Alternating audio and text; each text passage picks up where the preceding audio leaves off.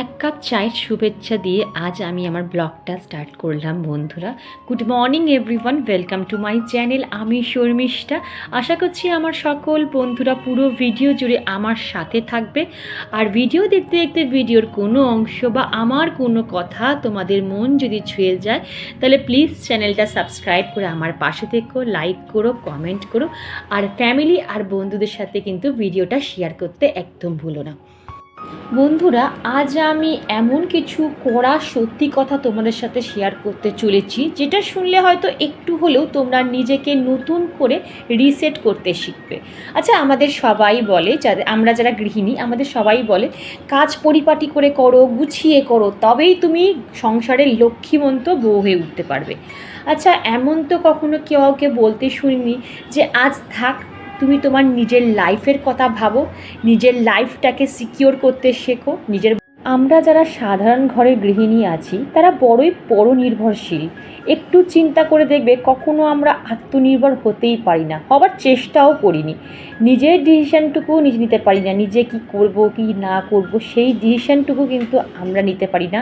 সেই ডিসিশানটাও আমরা কিন্তু অন্যের উপর ডিপেন্ড করি। বিয়ের আগে বাবার উপর ডিপেন্ড, আর বিয়ের পর স্বামীর উপর ডিপেন্ড। সব সময় আমি একটা সময় বাবা আর হাজব্যান্ডের উপর এতটাই ডিপেন্ডেন্ট ছিলাম যে বাবার কাছে কিছু না পেলে স্বামীর কাছে, স্বামীর কাছে কিছু না পেলে বাবার কাছে গিয়ে আবদার করতাম। কিন্তু বাবাকে হারিয়ে বুঝতে পেরেছি যে জীবনটা অতটা ইজি নয়। জীবনে কিছু করতে গেলে, কিছু শখ পূরণ করতে গেলে সেটাকে নিজেকে করতে হবে। কারোর ওপর ডিপেন্ড করা উচিত না বন্ধুরা, কারণ পৃথিবীতে কিন্তু সবাই চিরস্থায়ী নই। কথাটা শুনতে হয়তো খুব তেতো লাগছে বা খুব শক্ত লাগছে, কিন্তু এটাই জীবনের সেরা বাস্তব কথা বন্ধুরা। চোখ বন্ধ করে যদি আমরা দেখি যে এই দুটো মানুষ আমাদের পাশে নেই, তাহলে ভাবো তো আমাদের জীবনটা কোথায় গিয়ে দাঁড়াবে। সেই দিনই কিন্তু আমাদের জীবনটা না থমকে যাবে, আর জীবনটা পুরো নরকে পরিণত হয়ে যাবে। স্বামী ছাড়া শ্বশুরবাড়ির লোকেরা কিন্তু তোমাকে 1 সেকেন্ডের মধ্যে অপয়া, অলক্ষ্মী বলে বাড়ি থেকে বার করে দেবে। আর বাবা ছাড়া বাপের বাড়িতে গিয়ে যদি ওঠো, সেখানে যদি দাদা থাকে, ভাই থাকে, 2 দিন 3 দিন 4 দিনের মাথায় কিন্তু তোমাকে বলবে যে এবার তুই তোর জায়গাটা দেখে নে, আমি আর তোর দায়িত্ব নিতে পারবো না। আর দেখো বন্ধুরা, তোমাদের সাথে কথা বলতে বলতে আমার বেডরুম, ডাইনিং রুম সব কিন্তু ক্লিন করা হয়ে গেছে। জল খেয়েছো? এই যে বইগুলো এখানে দিয়ে গেলাম, যেগুলো পড়বে বাদ বাকিটা ঢুকিয়ে দেবো। হ্যাঁ, এই স্টাডরুম এখনো ক্লিন করিনি। তবে সবার সাথে এটা নাও ঘটতে পারে, পৃথিবীতে সব কিছুরই ব্যতিক্রম আছে, কিন্তু তোমার সাথে যে ঘটবে না এর কোনো গ্যারান্টি নেই। তাই নিজের জীবন নিজে সবার আগে সিকিওর করো বন্ধুরা। আর দেখো, কথা বলতে বলতে আমি কিন্তু চলে এলাম আমার এন্ট্রান্সে। আমার এন্ট্রান্সটা আমি ডেইলি বেসে ক্লিন করি, তোমরা দেখো। তারপরে দেখো, চেয়ারের কভারগুলোও আজকে চেঞ্জ করব। বলতে পারো অনেক দিনই কভারগুলো চেঞ্জ করা হচ্ছে না, আসলে এতটা পরিমাণে গরম পড়েছে। বলতে পারো কাচাকুচির পরিমাণ না একটু কমিয়ে দিয়েছি। যেইগুলো দরকার সেইগুলোই করছি, যেমন ডেলিভারের জামা কাপড় যেগুলো ক্লিনিং করতে হয় সেগুলোই ক্লিনিং করছি। অতিরিক্ত কিন্তু কিছুই আমি এখন করছি না। তারপরে দেখো চলে এলাম রান্নাঘরে, আর এখানে কড়াই বসিয়ে দিয়েছি, কড়াইতে দিয়ে দিয়েছি তেল। ততক্ষণে মেয়ের ছাতুটা গুলে দিচ্ছি, কারণ তোমরা জানো আমার মেয়ে সকালবেলা উঠে ছাতুই খায়, অন্য কিচ্ছু খায় না। তো বন্ধুরা চলো, এখানে মাছ ভাজতে ভাজতে মেয়েকে খাবারটা দিয়ে আসি। তো চলো বন্ধুরা, আগে জামা কাপড়গুলো ভিজিয়ে দিই, তারপরে যখন একবারে স্নান করব, একেবারে স্নান করে জামা কাপড়গুলো কেচে একেবারে বেরিয়ে আসবো। কি জানো তো বন্ধুরা, সবচেয়ে বড় সত্যি কথা হচ্ছে পৃথিবীতে কিন্তু কেউ কারোর দায়িত্ব এখন নিতে চায় না, যে যার সংসার নিয়ে ব্যস্ত বন্ধুরা। এটা কিন্তু মাথা ঠান্ডা করে যদি দেখো, খারাপ কিছু না, কারণ এখন আমাদের ইকোনমিক প্রবলেম এতটাই খারাপ অবস্থায় এসে দাঁড়িয়েছে যে মানুষ একটা পেট চালাতেই হিমশিম খেয়ে যাচ্ছে। সকাল থেকে রাত অবধি সে হিমশিম খাচ্ছে পেট চালানোর জন্য, নিজের পেট চালানোর জন্য। সেখানে যদি আরও একটা পেট চালাতে হয় তাহলে সে কোথা থেকে করবে, তাই না? ওই জন্য দেখো, এখনকার ম্যাক্সিমাম জায়গায় দেখবে হাজব্যান্ড ওয়াইফ দুজনেই আর্ন করছে। আর দুজনে মিলে যদি আর্ন করা যায় তাহলে কিন্তু সংসারটা একটু হলেও কিন্তু ভালোভাবে চলতে পারে। হাজব্যান্ড যতই লাখ টাকা কামিয়ে নিক না কেন বন্ধুরা, তুমি যদি তোমার পরিশ্রম দিয়ে মান্থলি 500 টাকা অন্তত কামাও, ভাববে সেটাই তোমার কাছে সম্মানের। অন্তত তোমার হাত খরচাটুকু তো উঠবে, সেটার জন্য তো তোমার কাছে হাজব্যান্ডের কাছে গিয়ে হাত পাততে হবে না।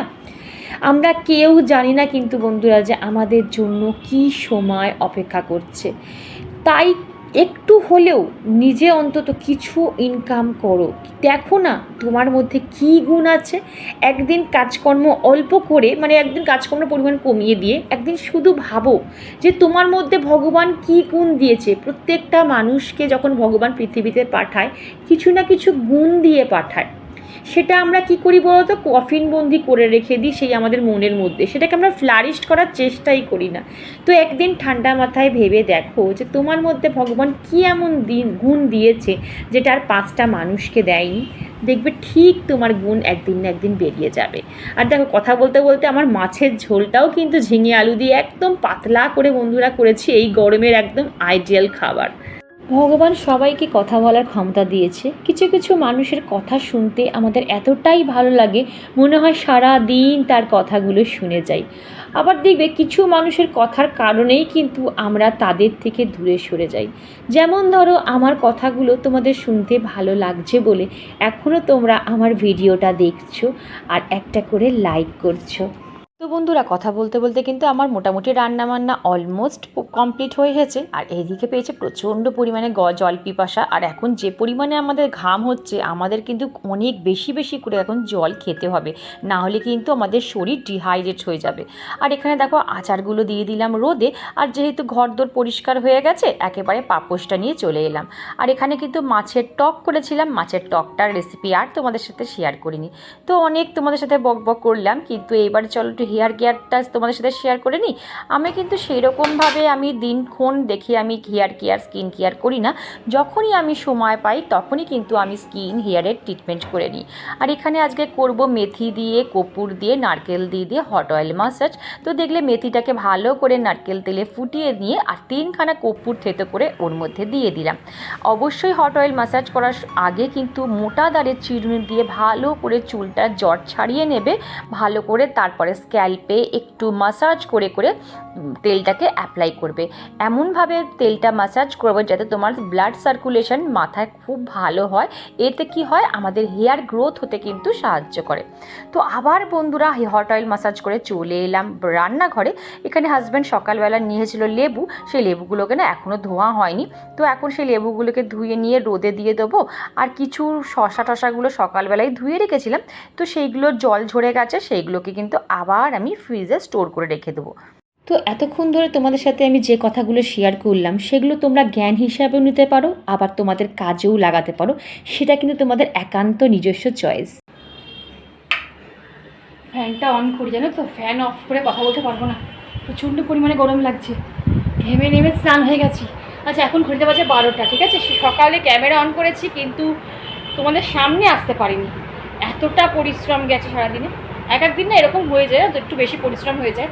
তো যাই হোক, আর এখন 12টা বাজে, আমার রান্না কমপ্লিট হয়ে গেছে, কিন্তু এখন ভাত করতে বসিয়েছি, ঠিক আছে। ভাতটা সবার লাস্টে করবো, নাহলে না কিরম জল জল হয়ে যাচ্ছে ভাতটা, ফ্রিজে রাখলেও ভাতটা ঠিক থাকছে না।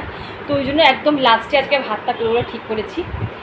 তো ভাতটা হলে তারপরে রান্নাঘর পরিষ্কার করবো, তারপর স্নান করবো, তারপর পুজো করবো। আর ততক্ষণে আমার যে মেথি কর্পূর দিয়ে যে তেলটা বানিয়েছিলাম সেটাও মোটামুটি ততক্ষণ আধ ঘন্টা 40 মিনিট রাখা হয়ে যাবে মাথায়। তারপর শ্যাম্পু করে নেবো। মেয়েকেও মাখিয়ে দিয়েছি তেল, ও শ্যাম্পু করে নেবে। মানডে থেকে স্কুল খুলে যাচ্ছে, তখন আর মনে হয় না এতটা যত্ন করতে পারবো। তো যতক্ষণ আছে ততক্ষণ যত্নটা করি। ভাবছিলাম যে সপ্তাহে একদিন ওকেও অয়েল ম্যাসাজ করে দেবো, মানে প্রচণ্ড পরিমাণে হেয়ার ফল হচ্ছে। তো আর এত পরিমাণে গরম পড়েছে বন্ধুরা, কী বলবো, মানে টেকা যাচ্ছে না। আমি রোজই ভাবি হয়তো কালকে বৃষ্টি হবে কি, মানে সন্ধ্যের পর না একটু মেঘলা মেঘলা ওয়েদার লাগছে, ওর আকাশটা পুরো লাল হয়ে আছে, মনে হচ্ছিল এই বৃষ্টি আসবে এই বৃষ্টি আসবে। উমা একটুখানি হাওয়া দিল, কোথায় মেঘ কেটে চলে গেল। আর সকাল থেকে তাপপ্রবাহ চলছে যাকে বলে।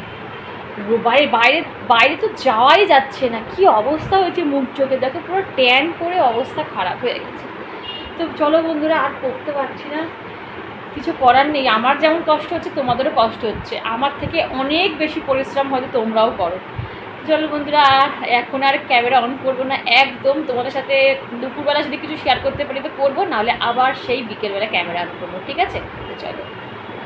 পুরো স্নান করে চলে এসেছি পুজো দিতে। আর আজকে আমি পুজো করতে করতে আমার সাবস্ক্রাইবার বন্ধুদের নাম পড়বো। অনেক দিন তোমাদের নাম আমি ব্লগে নিতে পারছি না, এবার থেকে ঠিক করেছি প্রত্যেক দিনের ব্লগে আমি প্রত্যেকটা মানে যে কজন কমেন্ট করবে তার নাম ধরে আমি কিন্তু কমেন্ট পড়বো।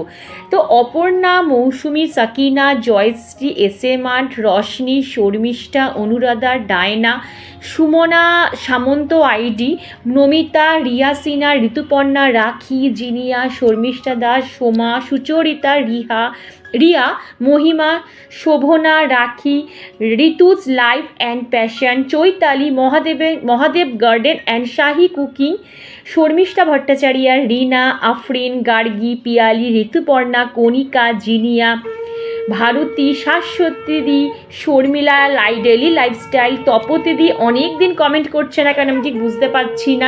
তপতিদি যদি দেখো তাহলে অবশ্যই কমেন্ট করে বলো। বন্ধুরা এখন ঘড়িতে বাজে ঠিক 5:30, আর 5:30টার মধ্যে কিন্তু আমার ঘর দোর একদম টিপটপ করা হয়ে গেছে। মানে সন্ধ্যের আগে আমি ঘর দোর কিন্তু এইভাবেই আমি টিপটপ করে রেখে দিই বন্ধুরা। দেখো বেডরুমটাও ক্লিন করা হয়ে গেছে, আর রান্নাঘরটাও কিন্তু মোটামুটি পুরোপুরি ক্লিন করা হয়ে গেছে। মামাই বিস্কুট দেবো তো? গুড ইভিনিং বন্ধুরা, এখন ঘড়িতে বাজে 6:10 আর মেয়ে এখানে টিভি দেখছে। আর ধরো ও কুকিজ খাবে, ঠিক আছে। মা ছাদে চলে গেছে, আমিও ছাদে যাই, চলো। উফ বাবা যা গরম, আর মেয়ের পড়াও নেই আজকে, যাক অনেকদিন পর পড়া থেকে একটু ছুটি পেলো, তো এখানে বসে কার্টুনটা দেখুন ততক্ষণে। আর আমরা চলো গিয়ে ছাদে গিয়ে তোমাদের সাথে কথা বলি, চলো ছাদে যাই। মা তুমি ছাদে চলে গেছো? মা ছাদে চলে গেছে, দাঁড়াও চলে যাই। এখানে বাতাবিটা দেখো মা, এবার বাতাবিটা কি তুলতে হবে মা? এই দেখো মা পেকে গেছে, ছাদ বাগানে আমার বাতাবি লেবু হয়েছে দেখেছো। আর এই পুঁই শাকটা মা তোমায় বললাম যে মা এটা কি করবে, পুঁই শাকটা এটা বাতাবি গাছটা নষ্ট করে দেবে, এটাকে এইভাবে মা এটাকে এইভাবে গাছ ছাদের নিচ দিয়ে দেবো, এইভাবে দিয়ে দিই যদি হয়। আমার শাশুড়ি মা দেখলে ঠিক কেটে নিয়ে রান্না করে নিতে ততক্ষণে। চলো, আর এই ফুলটা দেখো, এখানে আসলেই না এই যে ফুলটার গন্ধ, কাঠচাপার অস্বাভাবিক গন্ধ গো, মন মাতানো গন্ধ কাঠচাপার, যেমন দেখতে তেমন তার গন্ধ। আমগুলো এ বাবা, এই দেখো মা আমটার কি অবস্থা, এই ছোট্ট আম পুরো হলুদ হয়ে গেছে মা। এ বাবা, আমি এর বোলগুলো এবার সব পড়ে গেছি। আর মা আজকে জল দিচ্ছে তাড়াতাড়ি ফার্স্ট। আজকে নাকচম্পার করি কোনটার? ও বাবা, এই দেখুন বন্ধুরা কি দারুণ খুশি, ছোট্ট একটা গাছ আমার মাসি দিয়েছিল, বললাম না আগের বারে মাসি দিয়েছিল, যদি মাসি ভিডিওটা দেখে তাহলে মাসিও খুব খুশি হবে। মাসির ছোট্ট নাকচাম্পা, এটা কিন্তু মানে কি বলবো, আগের বারে বর্ষাকালে ডাল কেটে তৈরি করা, ঠিক আছে। শুধু এইটুকু একটা ডাল, বিশ্বাস করবে না বন্ধুরা, ঠিক এইটুকু একটা ডাল, এইটুকু আমার হাতটুকু যেটা সেটুকু, সেই ডালটা কেটে বসিয়ে দিয়েছিলাম, মানে মাসি নিয়েছিল, আমি বসিয়েছিলাম এখানটা। আর দেখো কত বড় গাছ হয়ে গেছে, ইভেন কড়িও চলে এসেছে, এই দেখো কড়ি, মাইন্ড ব্লোয়িং, সত্যি বলছি ভীষণ ভালো লাগে। মানে এটা এই সুখটা যে কী সুখ, এটা মানে টাকা দিয়েও কেনা যাবে না। তো চলো বন্ধুরা, ভিডিওটা আর বেশি বড় করছি না। আমার এক সাবস্ক্রাইবার বন্ধু, ওর নাম মেবি পিয়ালি, ঠিক আছে, আমি যতদূর ভুল না বলি, যদি আমি ভুল বলি তো প্লিজ কমেন্ট করে আমাকে রেকটিফাই করে দিও। তো আমায় কমেন্ট করে বলেছিল, দিদি তোমার ছাদ বাগানে এত টবে গাছ, তুমি যদি কোথাও ঘুরতে যাও তাহলে তুমি কী করো গাছগুলো? ফার্স্ট অফ অল বলি, আমি কোনো জায়গায় ঘুরতে যাই না, তোমরা এতদিন আমার ব্লগ দেখেছো, কোনো জায়গায় দেখোনি যে আমি বাপের বাড়িতে গিয়ে খুব জোর একটা রাত কাটিয়েছি, তারপর চলে এসেছি। আর আমার যখন আমি বাপের বাড়ি যাই তখন আমার হাজব্যান্ড গাছ জল দিয়ে দেয়, আর সেরকম দিন এখনও আসেনি যে আমি গাছগুলোকে রেখে 7 দিন 8 দিনের জন্য কোথাও আউট অফ স্টেশন গেছি, সেটাও হয়নি। আর যদি ভগবান দিন দেয়, যদি কখনো আউট অফ স্টেশন যাই, তাহলে সেইটা আলাদা ব্যাপার, সেই সময় আমাকে নিশ্চয়ই লোক ঠিক করে রাখতে হবে, কোনো এক্সট্রা কোনো কিছু করে রাখতে হবে কোনো, কারণ আমি গাছকে মেরে বা গাছকে ক্ষতি করে আমি কোনো জায়গায় ঘুরতেও যেতে চাই না, বিশ্বাস করো। আমি তোমাদের বলেছি না যে এখানেই আমার কি বলবো, যখন আমার কষ্ট হয় এখানেই আসি, আবার যখন শান্তি পাই খুশিতে থাকি তখন এখানেই আসি। তো এই জায়গাটাকে আমি কোনো রকমভাবে মিস করতে চাই না, বিশ্বাস করো। তো চলো বন্ধুরা, ভিডিওর কোনো অংশ বা আমার যদি কোনো কথা তোমাদের ভালো লেগে থাকে তো প্লিজ চ্যানেলটা সাবস্ক্রাইব করে আমার পাশে থেকো, লাইক করো, শেয়ার করো, কমেন্ট করো, আর হ্যাঁ সাবস্ক্রাইব করতে কিন্তু একদম ভুলো না। আজকে এইটুকুই, আবার কাল দেখা হবে নতুন একটা ইন্টারেস্টিং ব্লগ। সবাই খুব ভালো থেকো, টাটা।